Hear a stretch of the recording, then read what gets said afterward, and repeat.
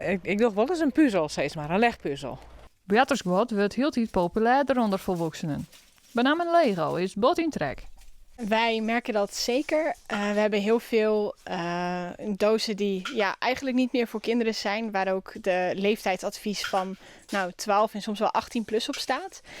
En die dozen die koop je ook niet meer van je zakgeld. Kosten ook wel een beetje. En we zien toch wel dat er steeds meer vraag naar is. Thuis speel ik niet met speelgoed, maar ik speel wel met mijn kleinkinderen met speelgoed. Dus ik vind het wel heel leuk. En wat doet u dan? We Lego, we bouwen spoorbanen, we zijn met technisch Lego bezig, auto's aan het bouwen en ga maar door.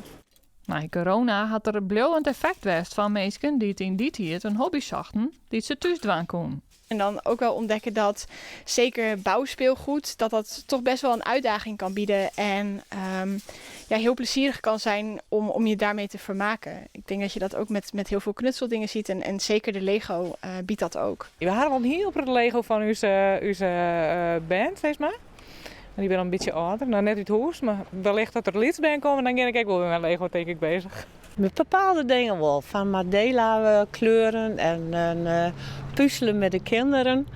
Met de kleinkinderen, maar verder net zo volle. Nee, het is net dat je thuis hele Lego sets staan hè. Nee. Dat laat ik aan de kleinkinderen over. Die hebben genoeg.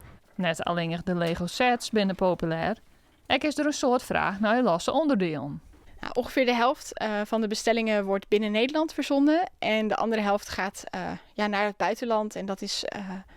we hebben zoveel landen al gehad. We hebben nu een bestelling liggen naar Servië, Australië, Amerika, China. Ook Duitsland, Frankrijk. Binnen Europa, maar ook buiten Europa.